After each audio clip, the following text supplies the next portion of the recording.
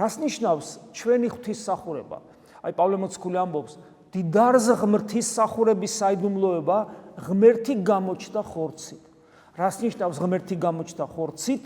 ღმერთი გამოჩნდა ხორცით ნიშნავს იმას, რომ თითოეული ადამიანი მას შემდეგ, რაც ღმერთი გამოჩნდა ხორცით და მით უმეტეს ადამიანი, რომელიც ქრისტეს ნაწილი ხდება საიდუმლოებრივად, მისტიკურად ეკლესიის მიერ, თითოეული ადამიანი ღვთის ტაძრად იქცევა.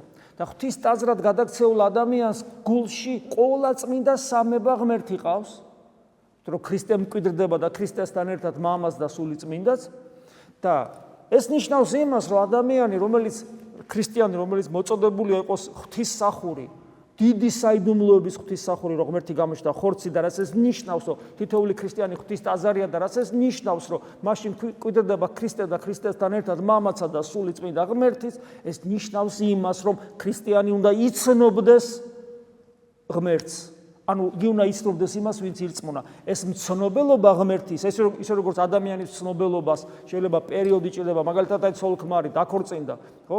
თუ რომ უყვარდათ ერთმანეთს, ისინი ერთმანეთს არ იცნობენ და გადის წლები, რომ მათ ერთმანეთი გაიცნონ და შეიძლება სიბერისკენ მოხდეს. როცა ვსაუბრობთ ღმერთის მცნობელობაზე, აქ არის საუბარი უსასრულო განვითარებაზე, მაგრამ ეს უნდა დაიწყოს, იმიტომ რომ თუ არ დაიწყო, მაშინ ჩვენ ქრისტიანები არა ვართ, ვინც არ იცნობს ღმერთს, რომელიც მასში პოტენციურად მკვიდრობს და უკვე რეალურადაც უნდა მკვიდრობდეს, ადამიანს აქვს შეგრძნება და განცდა საკუთარ თავში ცოცხალი ღმერთისა. და თუ ადამიანს აქვს საკუთარ თავში განცდა და შეგრძნება ცოცხალი ღმერთისა, მისი მსახურება ჭეშმარიტი ღვთისმსახურებაა. იმიტომ რომ მისი სიტყვა მადლით არის გამსჭვალული, მისი ლოცვა, მისი ევქარისტიული მსახურება განსაკუთრებულად მადლით არის გამსჭვალული, ანუ მისი ყოველი მოქმედება მადლით არის გამსჭვალული. და თუ ესე არ არის, მაშინ მისი ღვთისმსახურება ყალბია.